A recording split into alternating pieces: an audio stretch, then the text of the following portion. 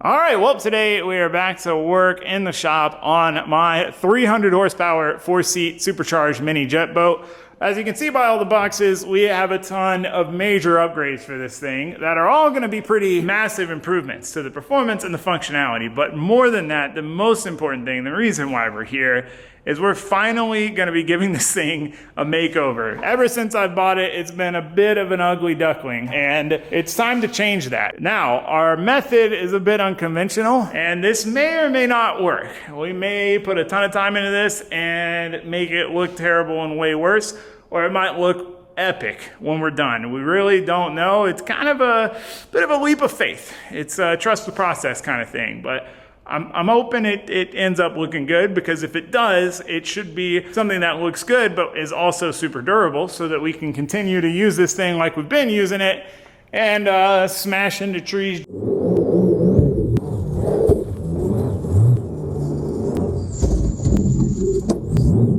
Jump trees.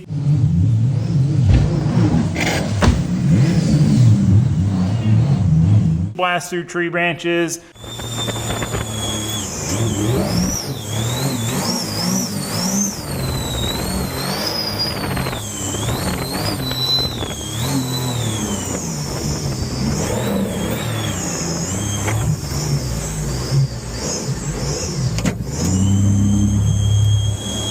Bumper car off other boats, you know, all the fun stuff you get a tank of a mini jet boat for.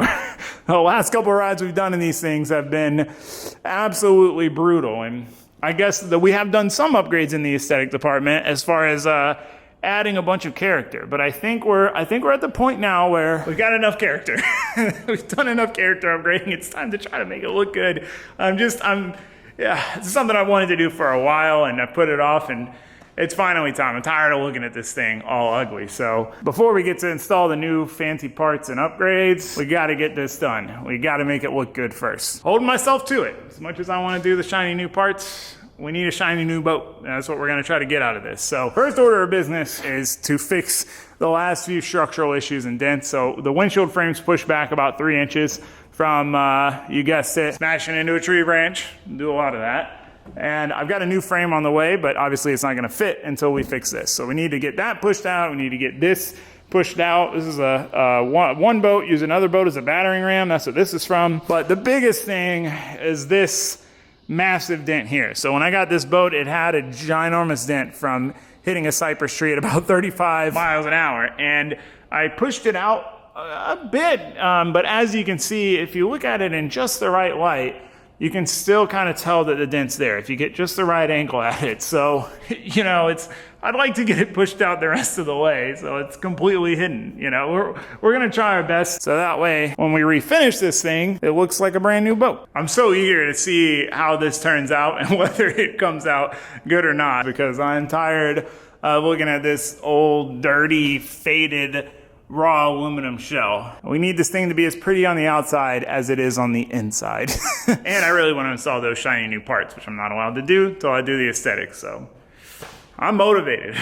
Let's get to it. So the first step was to get everything out of the boat, including all of the leaves and carnage that ended up in here. When we do these group rides and you're constantly blasting through trees and stuff, you end up with just a whole tree's worth of tree stuff in your boat, spiders, leaves, branches. So we needed to get all that cleaned out regardless. It's probably the third or fourth time I've cleaned it all out, and then basically take the rest of the boat apart on the inside, so that way we have that structure to use to brace against for trying to push out this dent and this windshield frame. So we're going to get the floor taken out, since we kind of need to clean it and clean under it anyway, because all those sticks and leaves work their way under there too. Even though you don't see them, you know, it bothers me knowing they're there. I took a ton of them out the first time I took the floor out from all of the riding this boat did in its past life, and I've added quite a few to that. So once that was done, we could go ahead and take these windows out. Now the one problem is these lights that I installed, the wiring to keep the hole small, it can't fit through. So I had to cut the wiring, but I think, you know, cutting it, maybe I'll just not reinstall them, because they're kind of more of a nuisance than they are helpful. So we got the windows themselves out, decided to go ahead and just take the other light off, since we're probably just going to leave them off. And then it was time to break out the big old porta power and see if we could push this windshield frame out. This is something I had been meaning to do for a while because I smashed it and bent it quite a while ago, and it's one of those things that I always see it and I notice it and it bothers me, but this was the process involved, is we got to take the whole dang boat apart. But we're slowly working it out, we're putting some tension on it. It's obviously pushing up on everything at the same time, but we're starting to get the frame straightened out. We're starting to get the brace straightened out. It was like an S-curve the way it had bent in. It was looking pretty rough. So working it with the pliers, with the hammer, with heat, with the porta power, and slowly but surely we got the frame pretty much where we wanted it. We got it pretty close to level. We've just got a tiny bit left to work out of it to get it to the point that it needs to be for the center frame to go in and close evenly, because we're going to replace the middle walk-through window that I destroyed with the new one, and obviously they need to be square with each other or it's not going to work. So the last part is a remnant of this boat's past, and it's this dent in the corner. This is another thing that I meant to do as soon as I got the boat and kind of slacked on, but it was, as much as it's a small dent comparatively, it was really pushing on the window. It was spider cracking it, so this was something that was important to get out while we were doing the rest of it. That's a lot better than I thought we would get it. Check it out! Yeah, I mean, just looking at it through the camera, it's a very noticeable difference from what it was before. And then this guy, it's still a blemish, but it's just this little pocket right here versus a deep pocket. It won't be stretched. Now the window will sit flat again. It was trying to crack the window because it was bent in and under tension. And then the windshield frame was way in. But I mean, it's night and day better than it was before. I have decided I'm not going to put those lights back on. I did it just because, I thought it'd be cool to have lights up there. But that was before I went on a group ride, saw what kind of craziness you get into on those group rides. And smash through tree branches a lot. And those lights, it's not even that the lights are going to get torn up, it's that they tear up the windshield frame. Where we'd be smacking a limb on the whole frame, it's basically punching it in right where the light mounts instead. I mean, that's how my other windshield frame got demolished, was because it was on the light and it just peeled it like a can opener. So anyway, we're probably going to tinker with this a little bit more, and then we'll move on to this Johnny. I have faith now that with two of us, we might make some more progress. We'll need to order a new Band-Aid sticker, though. We can't not have the Band-Aid. This Band-Aid sticker was $6 shipped on Amazon, and it's held up through all these scratches and smashes of things. Very impressive sticker for $6. So as much as I'm appreciative of this sticker for staying on through all of the stuff I've thrown at it, that does mean it is hard to get off. That's the compromise there. This thing was a little bit tough to peel off, but when I tried to push this dent out before, all of these dents, I guess you could say, I didn't have the floor out, and I didn't have much to brace against that was strong enough to really get after it. And now that we do, we're able to really get this top rail pushing out and put some real tension on it to try to pop it out. Now, we did end up popping one of the seams a little bit right there where those two corners meet, but all in all, if that's the price I got to pay to get that top rail a little better, can't complain at all. But moving on to the bottom dent, this is the tricky one. We don't really have enough to brace against to really get it out with the porta power, so there's just not much we can do. We tried hammering it. This is super thick aluminum, so it is what it is. Now, I got to weld up my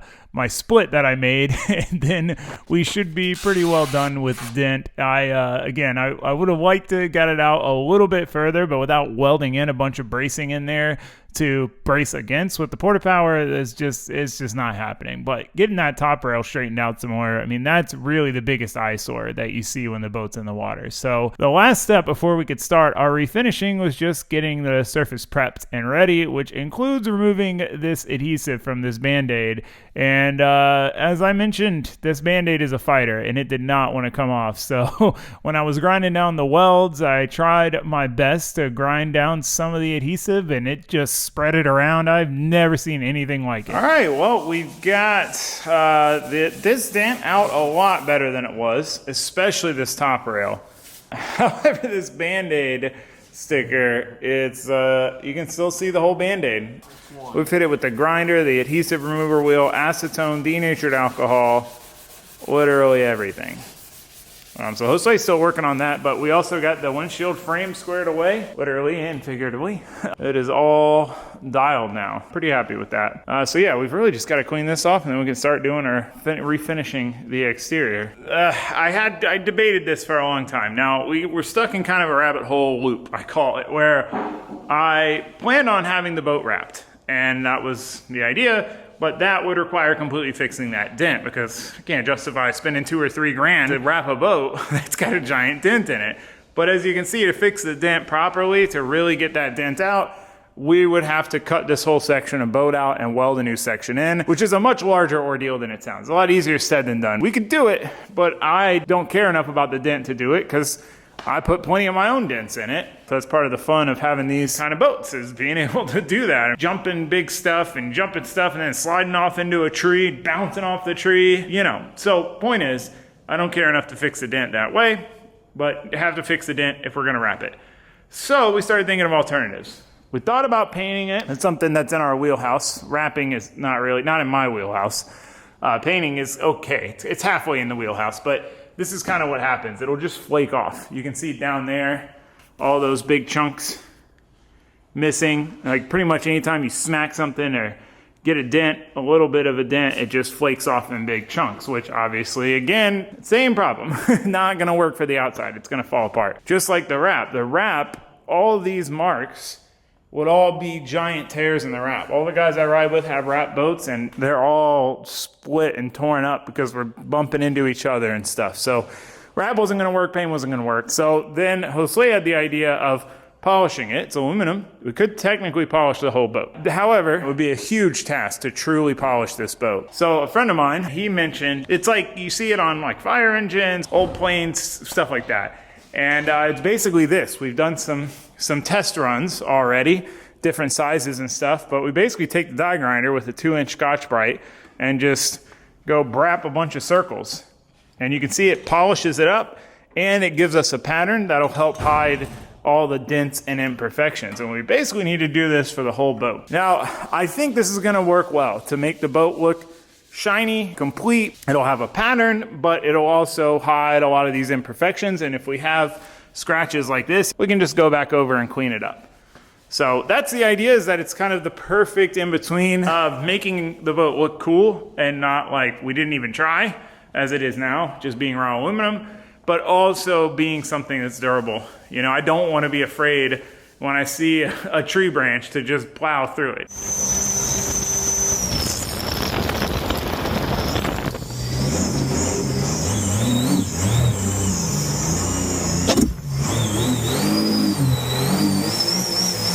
Again, that's kind of what makes this so much fun. So really the biggest question mark is whether it looks cool or not once we do it to the whole boat. While Jose was fighting for his life trying to get this thing adhesive off, I went ahead and got the rest of the stuff taken off the boat. I mean, it's literally just like if you were to paint something, we want the pattern to be consistent and kind of flow underneath these items, not be obviously around it. Like you can see how we did it here with my test area.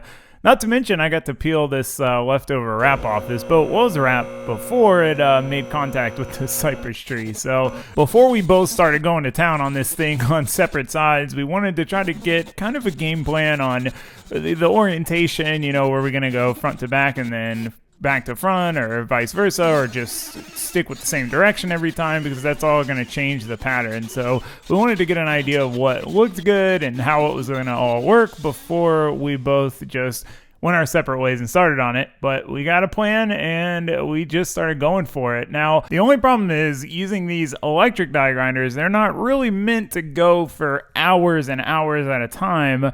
And I'm not thinking it's going to make it through the whole thing. All right, well, it's going. The only problem is I love these electric die grinders, and I never have any trouble for what I'm using them for most of the time, but this is a lot of continuous use. We had to re-strategize and dig out some extra hoses, and then we got a pair of air die grinders from Harbor Freight. We got the $20 McGraw and the $40 Chief. I gotta say, I'm liking this Chief. This is a nice unit right here. It's real compact. This is turned into a tool test, Josue said. Might as well Right? We're gonna put them head to head, see which one works. So I've always kind of avoided air tools like the plague. You call me new school, but because it meant before to me you running a super loud, too small of a compressor all the time, dragging a hose around, having to deal with it. But now that we're in this shop and we have it all set up and we have air drops everywhere, it's a lot more feasible to run air tools. And to be honest, I just hadn't really thought about the fact that I should get some more air tools now that we've got a better setup for it. And I'm really liking this die grinder. It doesn't have the torque of the electric one, and for most things, I'm still going to use the electric one because it's easy for me to just grab it out of the kit and do what I need to do versus having to drag an airline around. But for this project, I think it was the right move to switch to the air die grinder so that we can just go at it, because as we're getting through it, it's tedious. And after the top rail, I was optimistic, but as we start getting further down the side of the hole, any bit of dents and the waviness is really starting to rear its ugly head, because you can't get a flat circle on a piece that's not flat. So the further we work down into the dents, which there's quite a lot of, it starts taking a process that's already kind of tricky to keep a nice straight line and consistent circles and making it pretty much completely impossible. Not to mention, I do have a large compressor that is fortunately quiet, which again is part of my reason for needing to get some more air tools, but it's not, we don't have enough airflow for both of us to run the grinders at full tilt, and they both need to be working at their max for this to work. So I switched back to the electric die grinder while Josue just kept going at it with the air die grinder. But with the electric ones, you don't want to run them for 45 minutes straight with no break. It's just not good for them, and I don't want to tear them up for another process down the road. So I let Josue work out finishing up his side so we could at least see one side done before we called it a night and looked at it fresh in the morning. All right, well, we've made some good progress, but this has been quite the tedious job. Now, some of you might be thinking, I told you so. I knew that was going to be tedious. And I mean, I did too, but if it was all like the top rail, this would have been a piece of cake. We blasted through the top rail, no problem. It went super fast. The circles are nice and consistent, evenly defined. It looks great. But the side of the boat, it's so wavy. There's so many dents. Any bit of dent makes it virtually impossible to get a clean circle. I tried working the grinder around in circles. I tried going back and filling in the middle, and it's tricky, man. But we're almost there. I've still got to finish up my side. Josue pretty much finished his side last night. We may have shoved a little bit too much pressure through these things.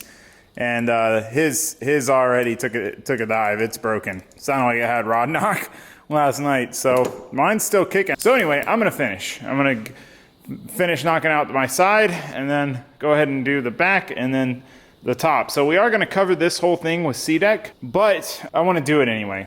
Hopefully this die grinder will hang on through that. So at this point, I was admittedly kind of tired of doing the sides on this thing, because it was just such a unsatisfying project, such a letdown. Every time you go to make the next circle, it just does not want to work. But even though they're inconsistent circles, we've still got to finish it out so it's consistently covered with its inconsistent circles.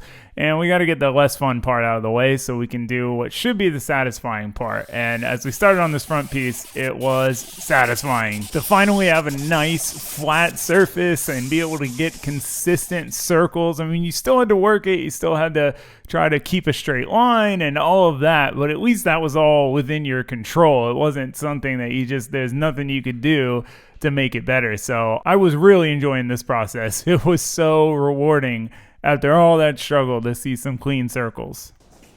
That's an example of what we could have had going on if we had a flat surface for the rest of the boat. That's kind of what we were expecting based on our little test panels, which that would have looked a lot better than the inconsistent circles that are down the side, but at least it was satisfying to do this part. Granted, it is going to get covered up here sooner than later, but for now it looks cool. So it's time to move on to the final piece of the grinding circles in the boat puzzle. That is the back. Now this you will see. So I really want to take my time on this and try to make it nice and consistent, since it's probably the best panel on the boat we've got that's going to be seen.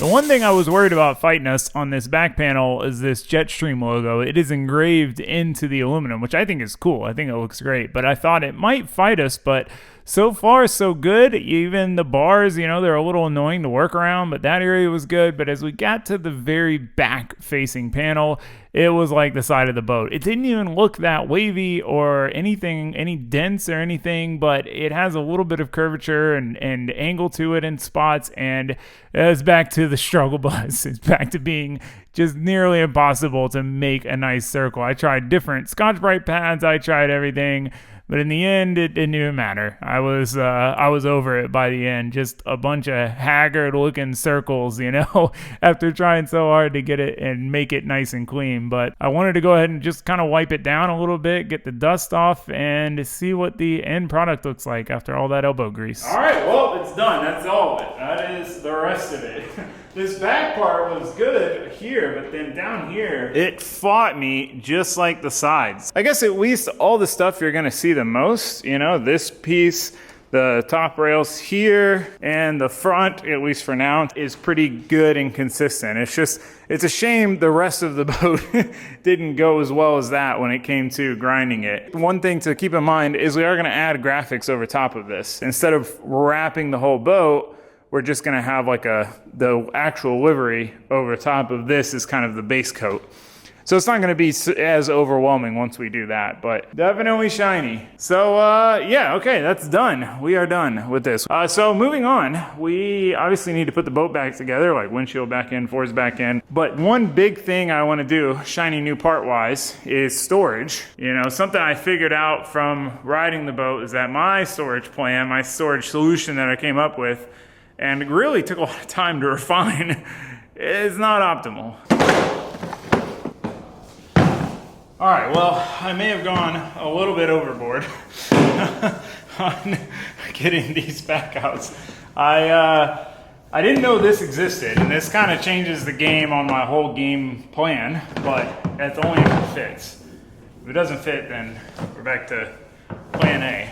But I got a bunch of pack out boxes. So when we were doing the shop renovation, we relocated a lot of our pack outs, you know, and all the organizers, and got them mounted to the tables and stuff. And while I was doing that and setting up the different organizers, it kind of dawned on me that these would make great boat storage because they've got this nice big seal. They've got a lip, so that seals even better. They're very, very weatherproof. They're super stout, got all different shapes and sizes. So I decided to switch our storage to this because before, running out of room, someone built this table too small. No, I'm just kidding. This is what I was using, these different Velcro bags. And this setup took a while for me to dial in because this is really more decorative Velcro. I finally got them to a point where they would stay on, but the problem is, one, our tool bag is bursting at the seams, and we are still a little light on tools. That's something we definitely want to have in case we got a problem. We don't want to be stranded on a boat. So one, this we need more room. So we got tools in that one, we got spares in this one, and then this one's kind of, you could call it accessories, stuff you got to have with the boat. Some of our standard stuff that we, you know, for the boat, right, like the cover for the audio system and the Garmin, jump pack, but then a first aid kit, a horn, and these are our main bags that stay with the boat. This has worked pretty okay. Again, it's, you know, it's kind of annoying to have to like zip and unzip them every time because sometimes it doesn't want to zip back up. But overall, the setup's been okay. However, there's one big problem, and that is when it rains. Something I did not account for when I decided to do my storage that way was getting stuck in a torrential downpour, which has now happened to me 3 times.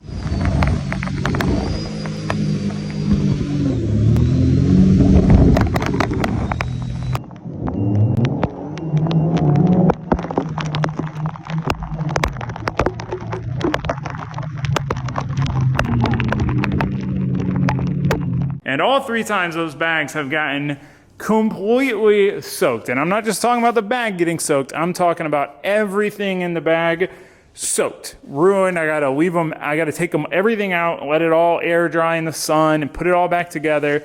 And if it ever is raining, I'm always in a rush to get the boat back inside because of these bags. So we're gonna replace this all with the pack outs. So all the stuff that stays in the boat will be watertight, and we won't have to worry about it getting destroyed or soaked or our tools getting rusty. Not to mention the Velcro works just well enough, whereas these are going to be properly secured in there. We never have to worry about them going anywhere, which is a big thing because we put this boat through a lot. It's, you know, we are literally bouncing off trees, jumping trees, all sorts of stuff. And when things get real wild, the Velcro does not hang on.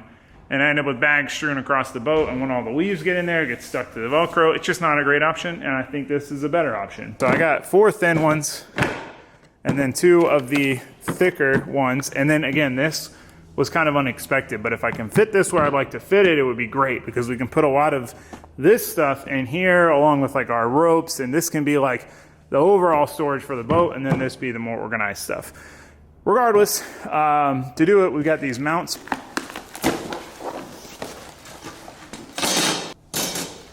So basically, we're going to use these. Latch our pack out boxes in. They're secured to the walls of the boat where these were, but we can easily take them out. Now, the only thing here, all I problem is, where we want to put these, we can't screw into the hole, because then we're going to be screwing through to the outside of the hole. So we're going to use my good friend panel bond. Whether or not we can fit the big toolbox in where I want to put it is kind of determines what all we need to organize into these pack outs. But regardless, there's some things we know we need to organize, and we're going to use this shadow box foam. I've wanted to try this before, but I never cared enough. It felt like it was enough of an advantage to do it, to deal with cutting out all of these shapes and sizes.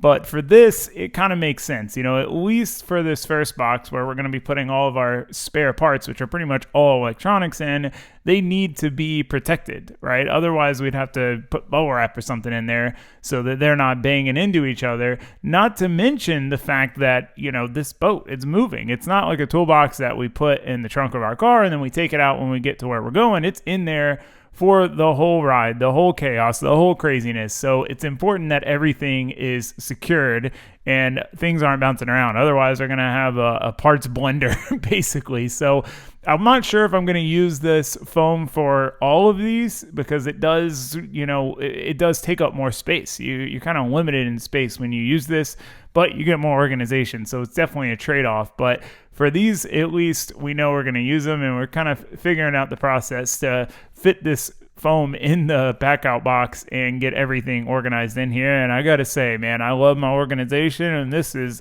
up there, man. This is satisfying. All right, check it out. Pretty dang satisfying, I gotta say. We've got literally everything we need in here. We got 2 map sensors, got a IBR and a throttle position sensor, throttle body, 2 temp sensors, 3 plugs, which I need new plugs, need a new throttle body for a spare. I already used my spare. Drain plugs here, spare drain plugs. Got my de-pinning tool for the ECU connector, some random, you know, butt connectors, spades, ring terminals, fuses, and main power relays here. So literally every spare we can need, and we've got room to expand. But I think that's a good starting point. Pretty happy with that, from having all this stuff wedged in that bag, and I had the plugs in here. But they were soaked from the rain because I had them wrapped in a paper towel. Solid, it ain't going nowhere. Jose's finishing up, cleaning up the floor. Pressure washed it while I was out of the boat, so we don't have to pressure wash it in the boat. It was filthy. So we need to get 4 back in, and then we need to do some rearranging back here to try to fit that big pack out toolbox.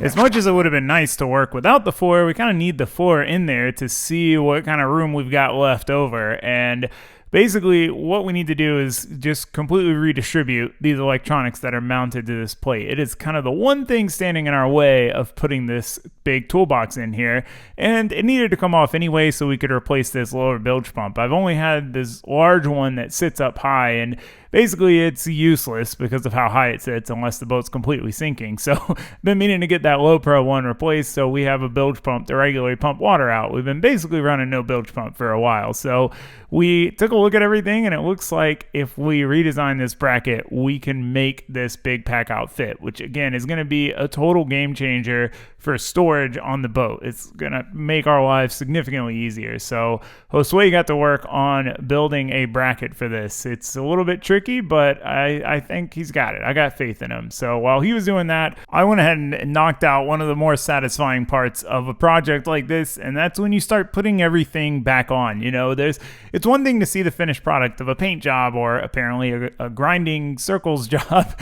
with nothing on it, with the boat still taken apart, or the car. But when you start putting those final pieces back on over top of what you've done, that's when you really get a nice picture of what it looks like and what the end result is. So getting all these fittings back on was not only something we needed to do anyway and get done before we put a bunch of stuff in our way, but also just really satisfying to kind of see more of the end result of all this work we put in on this grinding circles extravaganza. So while he's finishing up that bracket, I needed to get a good game plan on what we needed to store and where. And I'm realizing that we're really banking on this big toolbox fitting, because we just don't have enough space in the packouts that we can put on that first wall without putting them in more places, which I would like to avoid. So it's a good thing we decided to take this road on redoing this bracket, because we're going to need that space. We're going to need that box to fit if we want a place to store everything permanently without having to come up with another option. So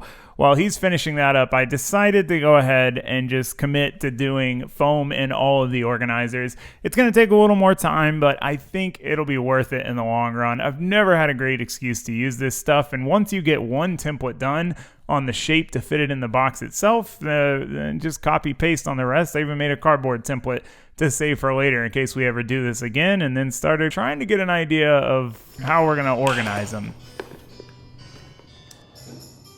All right, well, so we got our new bracket done. Really happy with that. I mean, just in general, it cleaned things up a lot. We got things tucked in a little bit further. It's just a lot more compact here. He did a good job with this built-in 90, and got the fuse box, started solenoid, voltage regulator, all nicely secured, tucked out of the way. He also got our new low pro bilge pump in. That's an install I've been meaning to do for a while, because just having this one where it is in the boat, the water, to get it to prime, it really has to be up to the floorboard, which fortunately we never really got that high. So we've basically been running no bilge pump. But now the point of all this was for us to have just enough room to squeeze this pack out box in here, which fitting this thing is going to be a game changer, because having dry fixed storage in the boat is a premium. You know, that's one thing with these boats. There's just not a lot of places to put stuff.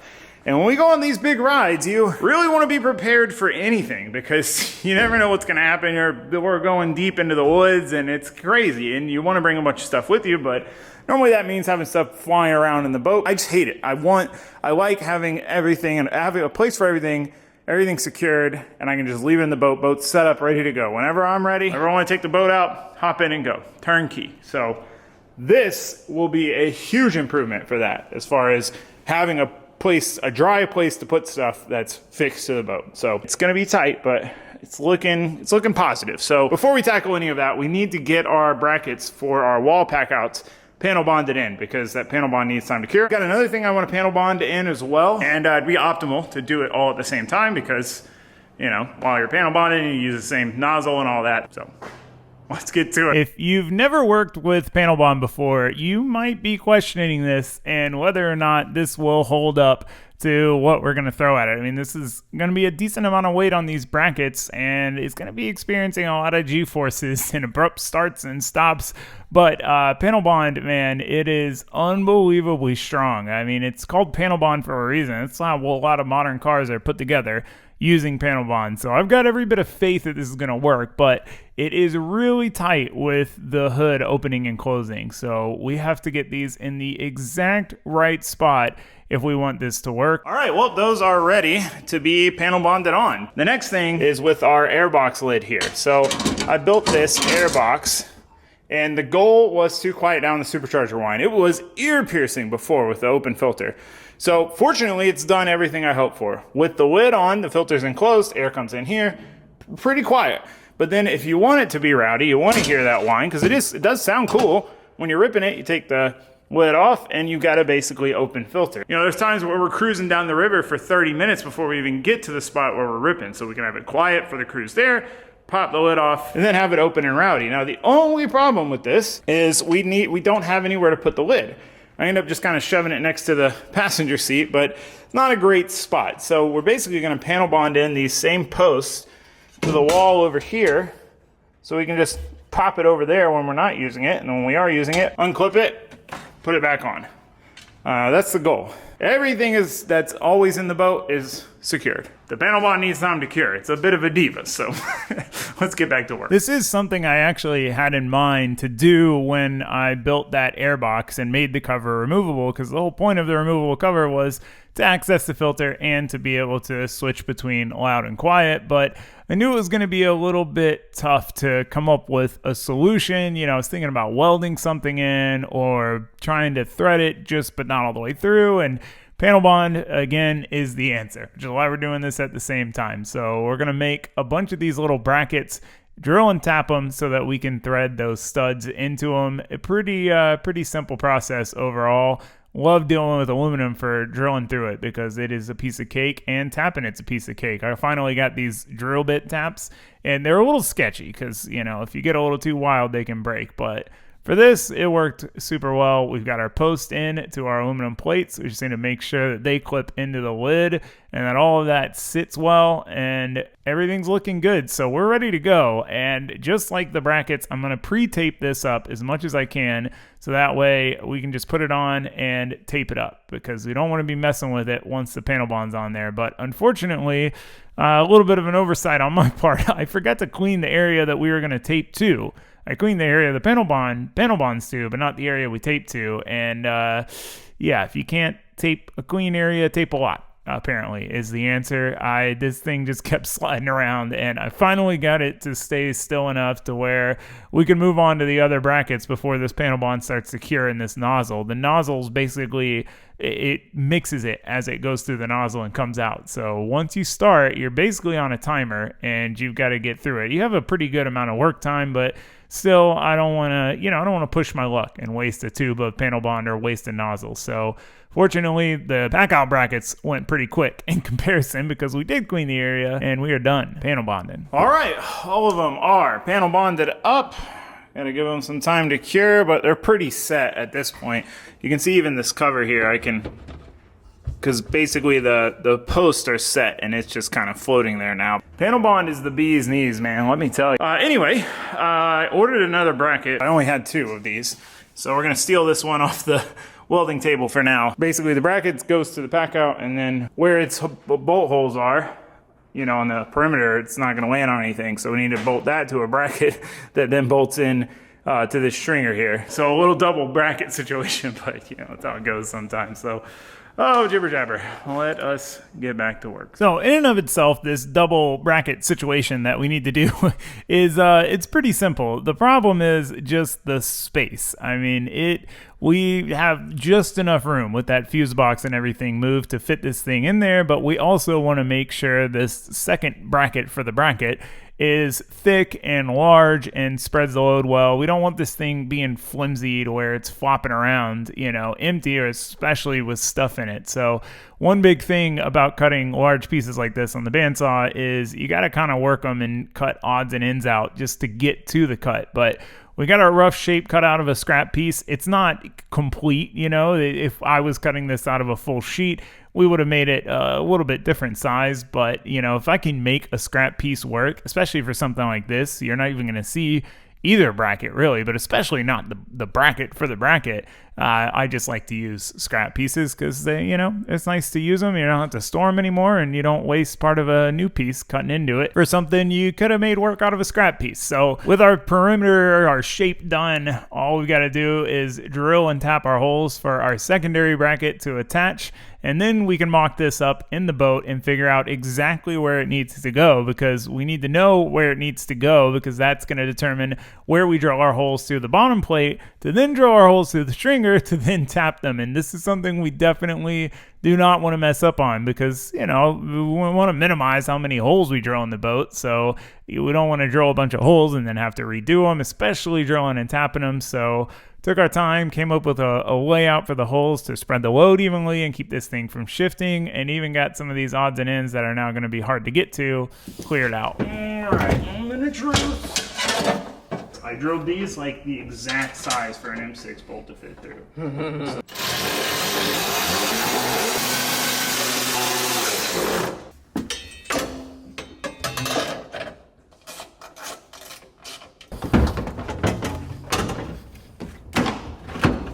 Boom. In there, like swimwear. Still probably want to grind this down some. Well, it's like, can I even open the lid with that? Oh, this is in the way too. Since this is a tight area, there were bound to be some clearance issues, and the lid was just touching the side of this bell mouth. So I decided, instead of moving the box over to where it maybe ran into something else, I'd just clearance the side of this bell mouth, give it a straight flat cut, and give us just enough room to open that lid with it all still in there. Now, we can obviously always remove it to open the lid, but we want to make this as usable as possible. And fortunately, now we've got a lid that opens with it in the boat. And if we want to pull it out, we can obviously open it there too. So one thing I wanted to make sure I did not forget or slack on or procrastinate on doing is wiring in our new bilge pump, because I had to move the one that we weren't really using, but we at least had, into a less usable place. So if we don't wire this one up, then we really have no bilge pump. So I had to make sure we got that done, and we are back in business. All right, pack out box installed. Hopefully got that in. So it was like zip tied down here, which obviously very inaccessible. Now it's quick release. Boom, pop it off. Paddle your way to safety, hopefully. But yeah, pack out box is in. A little bit of trimming to make sure the lid opens nicely, but it does now. So you can access it while it's there, but you can also, hold on, let me put you down. Pull it out and do what you need to do. Now this is a twofold thing. So one, I couldn't find a nice dry box like this, at least on Amazon. So I'm just happy that it's larger and solid. But two, being able to remove it, I had one of these orange ones in my other boat, which there was more room. But the problem was I had to self-tapper it in. It was still flimsy. And then on top of that, now all this stuff was really hard to get to. So anyway, having this one be removable means we can easily access the stuff in it, and we can access anything mechanically that we got to work on around here by just removing it. So I am over the moon about that. Still waiting on the old panel bond to dry. It's still tacky. We need to put the seats back in. There was something else. Oh yeah, that's what we were gonna do. So the pièce de résistance. Yes. You got it. So normally people use seat cushions for the seats, which I have not had this whole time. I like the idea of seat cushions for the cushioning aspect of whoever's riding in the back. The reason we're not doing that is because you already sit pretty high back here, and you're pretty exposed compared to us in the front who can duck behind a windshield. So adding, a 3-inch cushion, 3-inch cushion, is going to sit you up even higher. So instead, we're going to use the C-Deck EVA foam, custom make a pad, a pair of padding, a bottom and a top.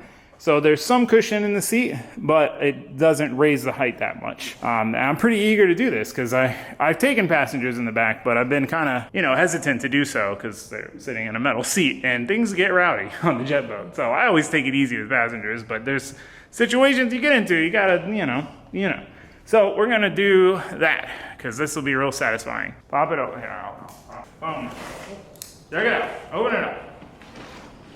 So it's gray and black hexagon.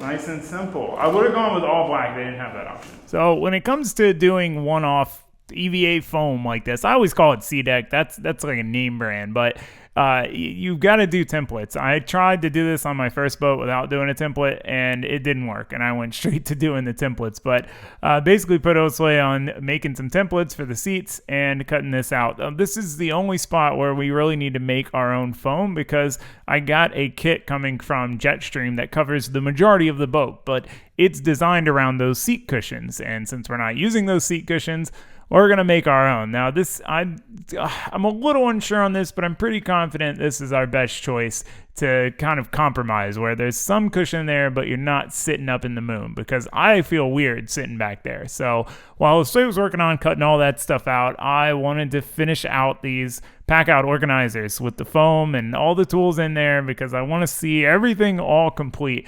And this was quite a tedious process, which is why I was on the fence about doing foam in all of them in the first place. But I gotta say, man, it was really satisfying and worth it. And honestly, once I kind of got the method down with this extended tip marker and the craft razor knife, it really wasn't bad at all to knock this out. And at the end of the day, this is, to me, so worth doing for this scenario, because again, we don't want these tools bouncing into each other and tearing themselves up. We don't want the noise of them clanking around while we're going through bumps and hitting trees and doing all that stuff.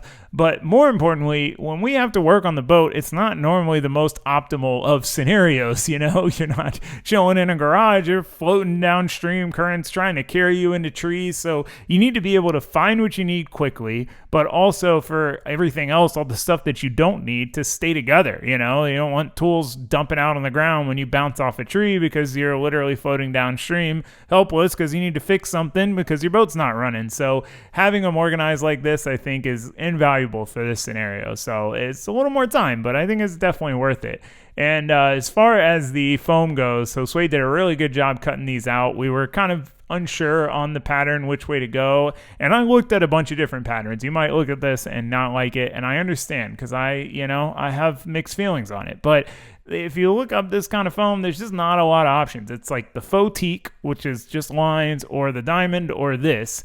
And I thought the hexagon would at least look best for this scenario. It was the best compromise I could come up with. All right, here's all of them. Ah, that was so satisfying. Ah, man, I love it. Love it. Got a little room to expand here. Otherwise, we got everything, extensions, ratchets, boom, boom. That are kind of usual. Screwdrivers, little pliers, razor knife that cut all these. This one, again, is going to change. I'm just waiting on a little plier kit, and then we'll do wrenches and pliers in this one for tools, and then all of our spare parts. Only thing left to do is pull the tape off of all our brackets. I think it's ready. Yeah, it's ready.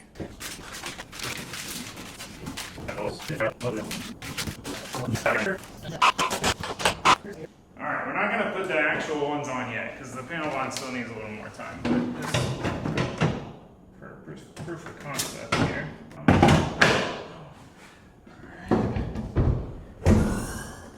Sheesh.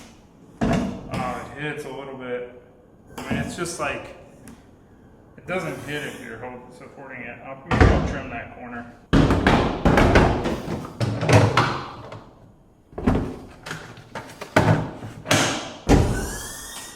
Yeah, this one clears.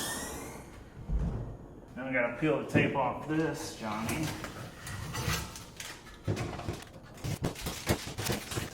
It looks a little sloppy from all the times I had to move it around, But it's functional. Alright, real test. Oh, upside down. Quiet mode. Okay, let's make it sound rowdy.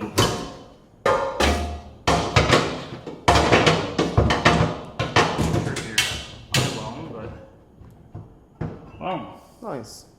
That's so cool. So satisfying. Hell yeah. Secured. Oh, pack out freaking storage.